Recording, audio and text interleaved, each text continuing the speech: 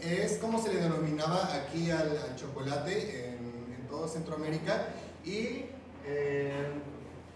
en la conquista, que fue en el siglo XV, se llegaron y vieron que era un tipo de cambio. Esta es la semilla, en donde la vaina de cacao, en donde adentro están las semillas de cacao, y en el siglo XVIII, es decir, 2 siglos después, fue bautizado como Theobroma cacao, es decir, alimento de los dioses. Esto porque muchos de los arqueólogos, bueno, de los franciscanos que venían, se dieron cuenta del uso que tenía en cuanto a que era representado por los dioses. Es decir, que todos estos alimentos fueron dados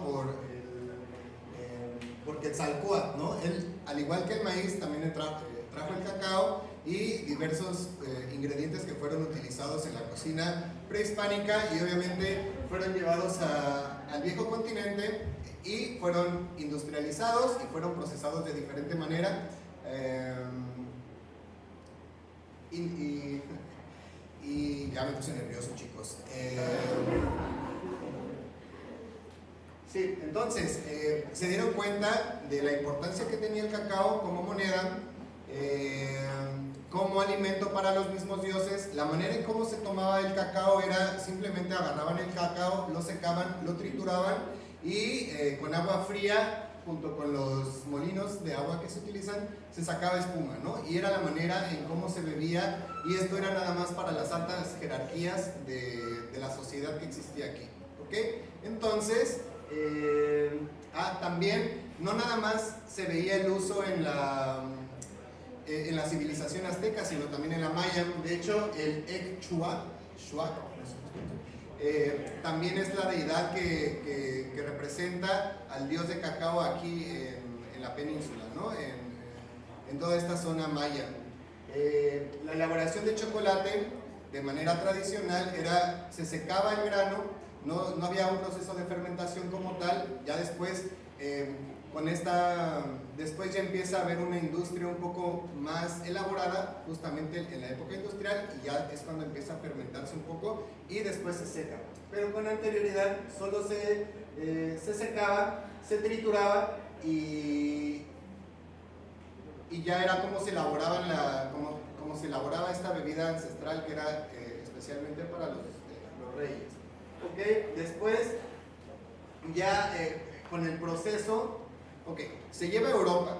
En Europa empieza a haber muchos plantíos en África, porque en África tienen el mismo clima que aquí en Latinoamérica, ¿no? Entonces, siempre en las clases trato de mostrar cuál es la importancia de la biodiversidad que existe dependiendo de la zona geográfica en la que estamos.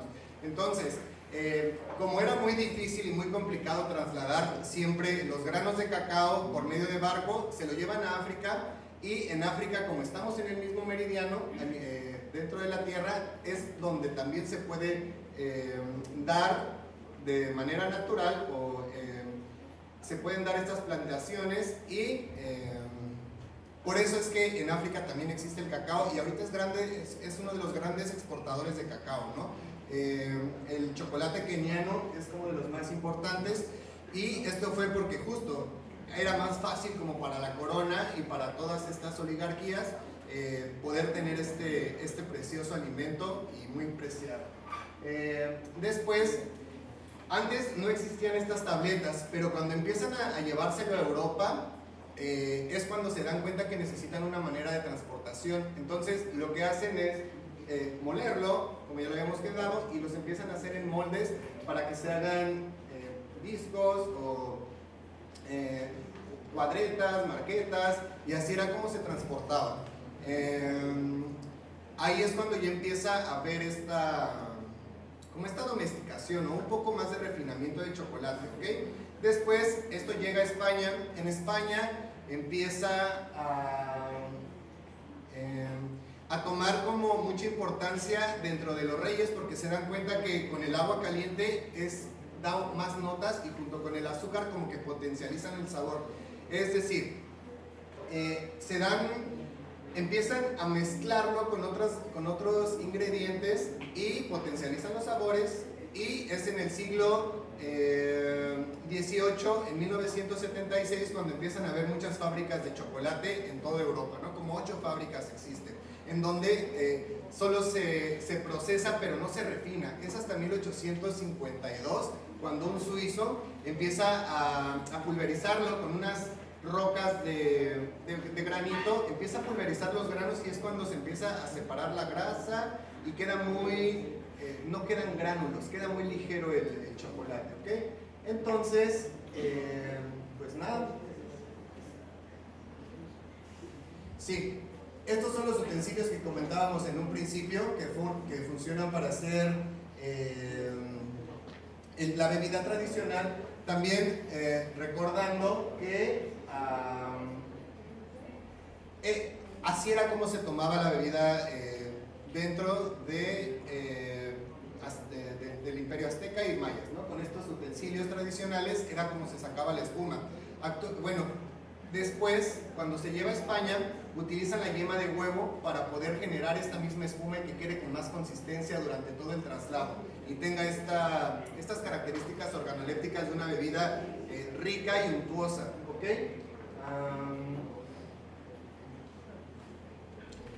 Otros de los utensilios que se utilizan para la preparación del cacao es el metate y el metlapilli. El metlapilli es la barra de piedra con la que se funde con la que se muele todo el cacao y es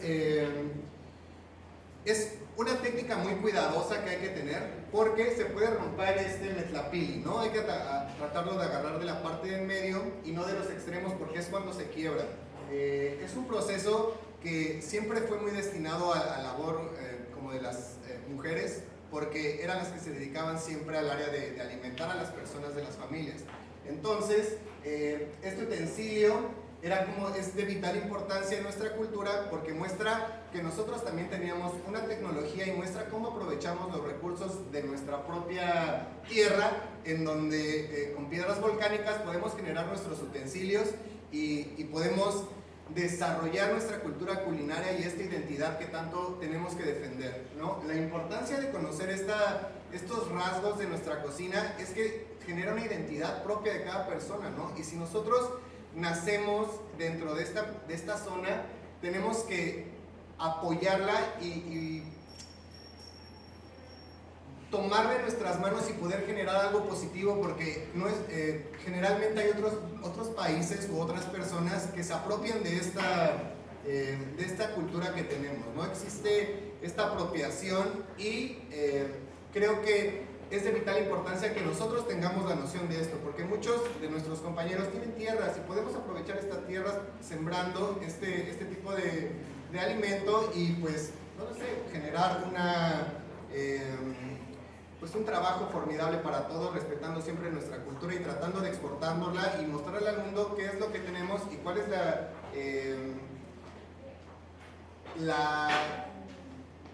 la biodiversidad tan grande que tenemos en nuestro país, ¿no? Y si no la conocemos en un principio, es muy difícil después poderla sociabilizar a demás personas, ¿ok? Entonces, eso en cuanto a ingredientes. Y ya, es todo, compañeros. Gracias. Cuando nosotros estamos pensando en una celebración en nuestras casas, 15 años, bautizos, incluso la reunión entre nuestras familias, casi siempre en las mesas de nuestras casas, siempre la mamá o la abuelita siempre prepara el mole. Y eso es debido a que esa tradición viene desde nuestras épocas prehispánicas.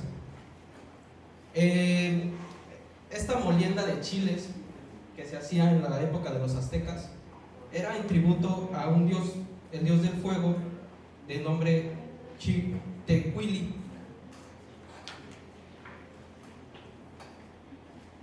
Recordemos que dentro de nuestros pueblos prehispánicos todo era en razón hacia un ser divino. Entonces la celebración, una festividad y principalmente un nacimiento de un nuevo ser, le ofrecían este tipo de preparación en gala de darle las gracias de tener a un nuevo ser entre nosotros o entre ellos. Entendamos también que este platillo, dentro de esa parte y dentro de ese contexto, era únicamente para las personas, como tal una ofrenda era para las personas como el tlatoani o sus allegados.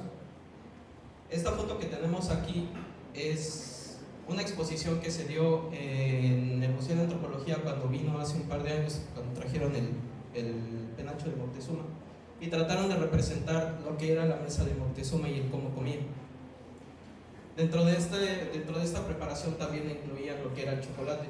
Es por eso que quisimos, en la degustación que van a tener en un ratito, quisimos conjuntar estas dos preparaciones que vienen desde tiempo atrás de lo que nosotros podemos imaginar.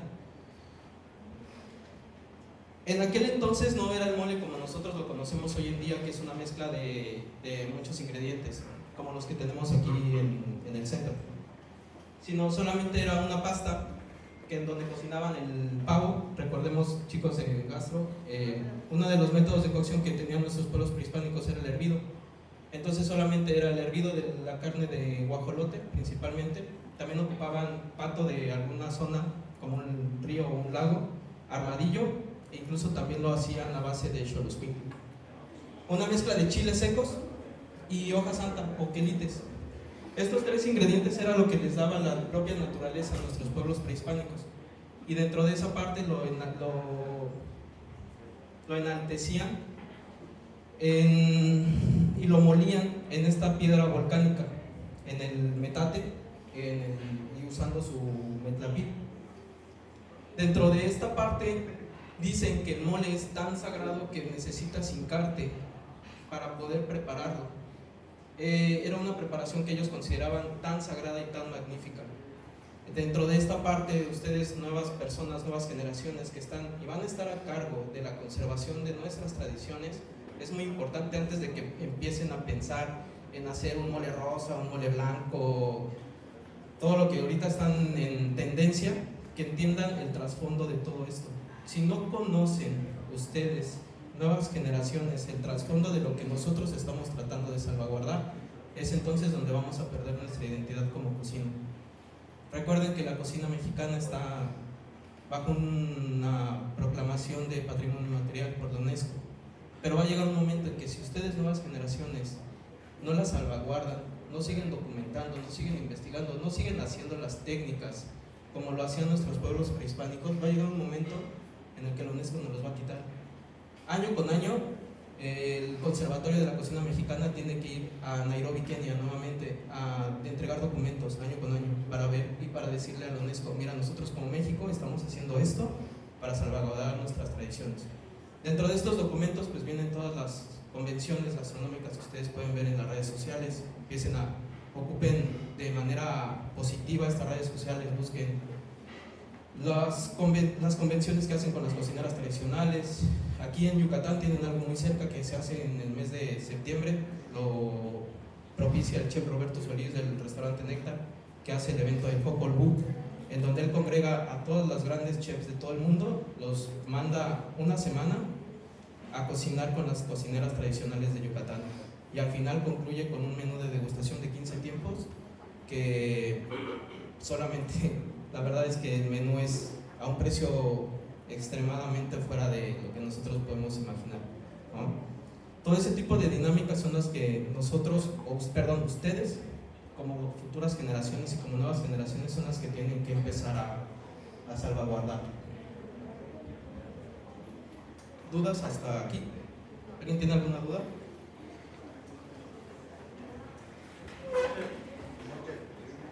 En Los Ángeles, como esa cuna de nuestra cocina, de la cocina tradicional, de la cocina moderna. Yo le llamo cocina moderna a la cocina mexicana. Yo te la divido en dos: antes de la llegada de los españoles y después de la llegada de los españoles. En esta parte, cuando llegan los españoles y nos conquistan y empiezan a hacer toda esta unión de mestizar nuestras tradiciones y nuestra cocina, es por eso que a la cocina mexicana se le denomina como una cocina mestiza, porque es la unión de dos o más culturas, no nada más de dos, sino pueden ser dos o más culturas. Puebla fue el epicentro. Puebla se extendía, en aquel entonces se extendía hasta lo que nosotros conocemos como el estado de Guerrero. El estado de Guerrero nace años después de la conquista, y Puebla era la ciudad en donde se albergaba todos los ingredientes que se traían de todos los demás estados o de todos los demás territorios que en aquel entonces conformaban lo que era nuestro país. Es por eso que se atribuye la invención de este mole, precisamente el mole poblano, a este lugar. Todos los ingredientes que tenemos aquí exhibidos con los que se hace el tradicional mole, los conjuntaban ahí. Hay varias historias, y son historias muy románticas, de el cómo llega el mole poblano a nuestras mesas. Una de ellas data de 1571 por Fray Alonso Molina. Él fue un español que llegó desde niño, llegó a la Nueva España y empezó a conocer el náhuatl, empezó a educarse del náhuatl. Posteriormente fue un intérprete para Hernán Cortés, para los colonizadores. Él narra que dentro de estas salsas que los pueblos prehispánicos hacían, refería a uno conocido como chimoli, y las personas que son de Yucatán identificarán la palabra perfectamente con su tan rico chilmole. Entiendan y entendamos que moli viene de la palabra prehispánico, de la palabra del náhuatl salsa o molienda. Ustedes podrían poner y ustedes pueden identificar una salsa como cualquier tipo de molienda que ustedes hagan, no precisamente o no estos, o el mole poblano, o no los 7 moles tan tradicionales que tiene Oaxaca, o las atápacuas del estado de Michoacán. Simplemente el proceso de una molienda de varios ingredientes, eso es un mole, una salsa, ¿sale? En aquel entonces, 1571, lo manejaban como un potaje de solo chiles, ¿vale? Eran únicamente la molienda de chiles secos con hierbas aromáticas o con hierbas que les daban las zonas en donde ellos estaban viviendo, y eso era para ellos, era ese chimuli, ¿ok? Dentro de esta parte nos brincamos a la época ya conventual. Se dice que el mole poblano nace en el convento de Santa Rosa. Este convento fue la cuna de lo que nosotros conocemos como esa cocina conventual. Era el convento más grande que en aquel entonces estaba en Puebla. Entonces acuérdense, era como el gran almacén Puebla, y dentro de este gran almacén el convento de Santa Rosa.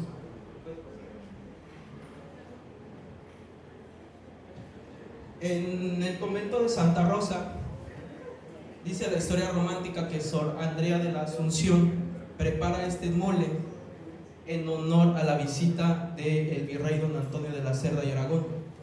Esta es la primera historia romántica de la parte de la invención del mole, ¿ok? Sí.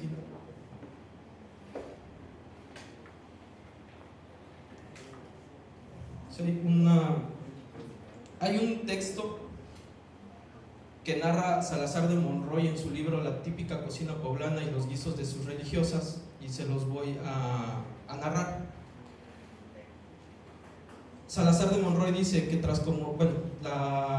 monja, tras comulgar en la gratícula conventual, resulta que se dirigió a la cocina, y esta es la foto de la cocina en donde se hizo la primera receta del mole poblano. Nosotros podemos identificar también en la receta y el ingrediente del mole como esa total exponencia de lo que es el barroco en aquel entonces. En aquel entonces, en el viejo mundo, en Europa, estaba sucediendo lo que es el barroco. El mole y todas las estructuras que se hacían en los conventos es el máximo exponente del barroco en nuestro México conventual. El barroco para mí es así como una mezcla de todo, y es precisamente lo que es el mole, esa salsa tan rica, es una mezcla de todo, pero que al final el resultado es algo bien rico, y lo podemos también identificar en las cocinas. Vean las paredes, los arcos, las ventanas tan grandes, toda la talavera que se ve en los contornos, los utensilios. En esa cocina se dirigió a la cocina y, disponiendo de las cosas convenientemente, principió por tomar chile ancho, mulato, pasilla y chipotles, que desvenó y doró en manteca. Por otro lado, puso un comal en la lumbre, donde tostó un poco de ajonjolí, cogió unos clavos de olor, pimientas negras, almendras, cacahuate, canela y anís, y molió todo en conjunto. A estos ingredientes agregó 2 tablillas de chocolate, unos jitomates, cebollas, ajos asados y unas tortillas de mías, que también pasaron por la molienda. Y como la víspera había matado un guajolote engordado con castañas y avellanas, completó el guiso con tan sabroso caldo y apetecible carne. Esa es la primera receta que se tiene dato de lo que es el mole poblano.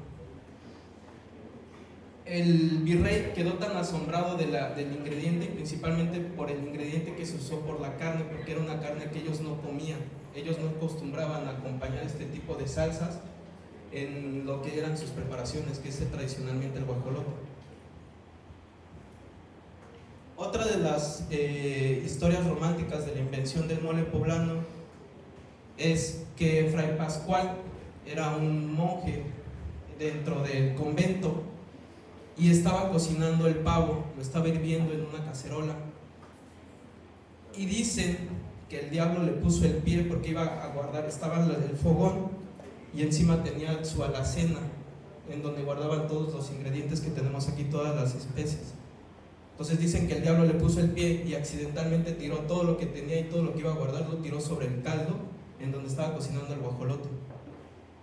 Ese accidente propició lo que al final de terminar de cocinarlo, probó ese caldo que había resultado del accidente de haber tirado todos los ingredientes encima, y nace lo que es el mole poblano, como lo que tenemos acá.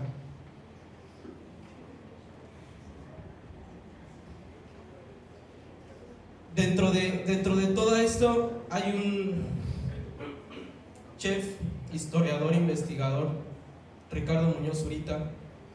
Él, de todas estas bellas historias, es lo que narra y es lo que identifica como la verdadera historia del mole poblano, es tomando en consideración todas estas narrativas y todas estas narraciones.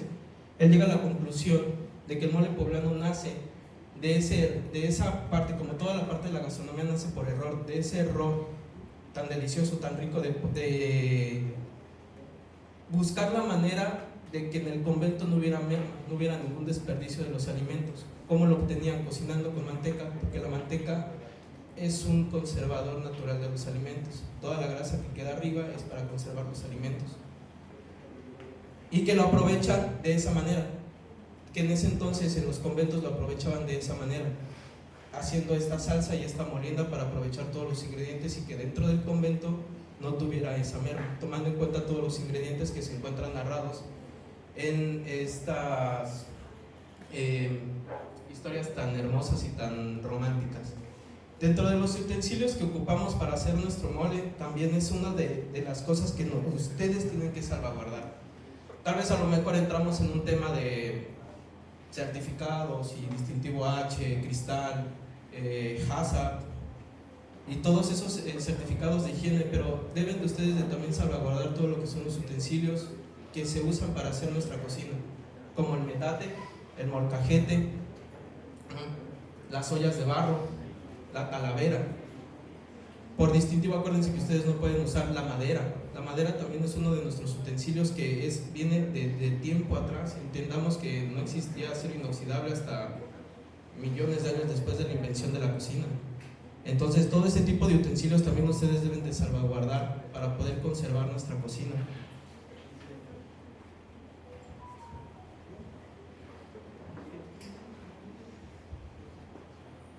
Vamos a hablar un poco de los ingredientes que conforman el mole poblano. Dentro de lo mágico que es la cocina mexicana, como lo identificó el chef Israel, llega un momento en el que ni siquiera nosotros como mexicanos nos abrimos o sabemos del maravilloso abanico que conforma toda la cocina mexicana. Tiene que llegar a alguien extranjero y darnos una cachetada con guante blanco y decir: voltea a ver a tus alrededores y fíjate en lo maravilloso que es tu naturaleza.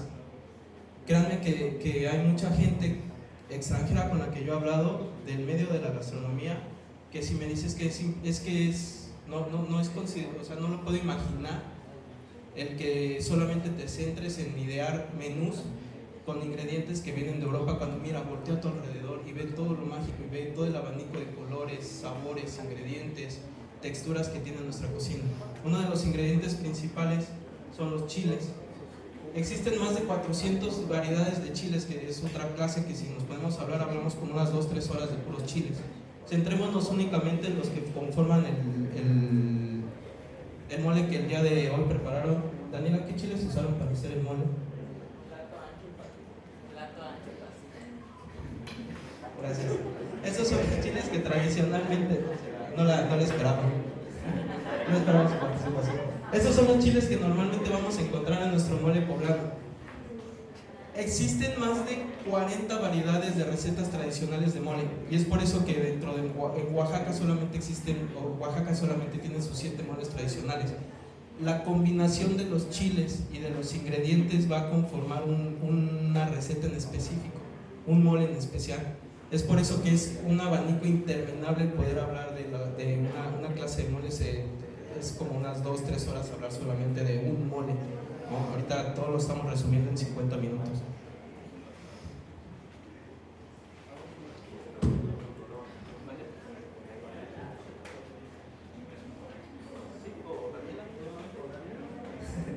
O Mayra. A ver, Mayra. Su compañera Mayra de la licenciatura les va a decir los ingredientes que ocuparon para la conformación de este mole poblano.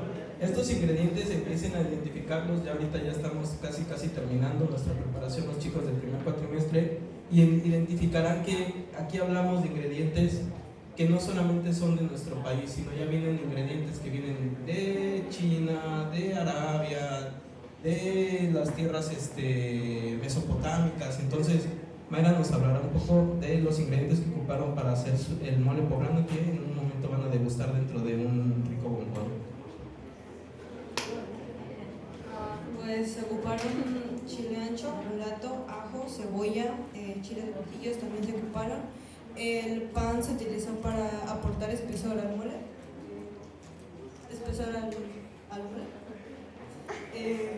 Clavo también, chiles secos como pueden encontrar en la parte de enfrente, chile guajillo, almendras, plátano macho, uva pasa, ajonjolí, la canela que también pueden encontrar ahí, pimienta gorda, anís, clavo y el chocolate, por supuesto. El bolillo que ya había mencionado, que es para aportar un poco de espesor al mole, la tablilla de chocolate y la tortilla también con espesor.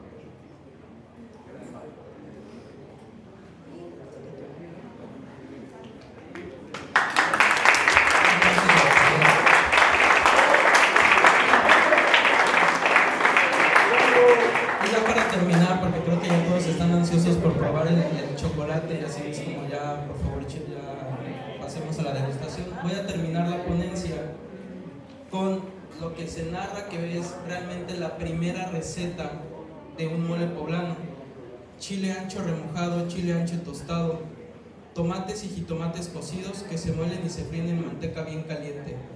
Es tan importante este manuscrito que incluso nuestro gobierno lo tiene archivado en el Archivo Nacional. Ya está guardado y es algo que ustedes deben de sentirse orgullosos, ¿vale? Salvaguarden las tradiciones, salvaguarden esos ingredientes, y antes de que empiecen a inventar un mole esferificado, espuma de no sé qué y caviar falso y falsa no sé qué tantas cosas de la cocina moderna, entiendan y aterricen bien esto, que son los ingredientes, las técnicas, las preparaciones, los utensilios. Cuando entiendan esto, entonces ahora sí, chicos, empiecen a innovar, empiecen a jugar. La cocina a mí me gusta mucho porque yo siempre fui un niño muy inquieto y siempre me gustaba jugar, y en la cocina yo me dedico también a jugar. Pero conozcan bien todo lo que nosotros debemos de cuidar y de salvaguardar, porque nosotros ya vamos de fuera, nosotros ya estamos casi out de esta parte, pero es de ustedes, la responsabilidad ahora es de ustedes de salvaguardar estas técnicas, estas preparaciones, y que el día de mañana, a mí como me encantaría el día de mañana poder decir, verlos en una ponencia, verlos triunfando en el extranjero, porque esta preparación en España, el mole es una preparación en un restaurante de manteles largos, es una preparación de guía Michelin, ¿no? En México Enrique Olvera lo tiene bien identificado con su receta del mole madre, que tiene un mole viejo y un mole nuevo. Y la gente que ha venido a probarlo de la guía Michelin muchas veces le ha comentado que es desafortunado que no exista guía Michelin aquí, ¿no? Porque tú serías el primero en obtener 3 estrellas. Y solamente es una preparación en donde un plato les dan un disco de mole nuevo, un disco de mole viejo y lo acompañan con una tortilla de pasote, ¿no? Para que entiendan la complejidad del ingrediente, no necesita más el mole, ¿sale? Entonces primero entiendan bien los ingredientes, técnicas, el trasfondo de esto y ya después si quieren pueden esferificarlo, pueden hacerle una espuma, pueden hacerle un gel, pueden hacer lo que quieran, ¿sale chicos? Pero primero conozcan bien, identifíquenlo bien. ¿Sí? Bueno, muchas gracias a los chefs que nos han regalado un aplauso.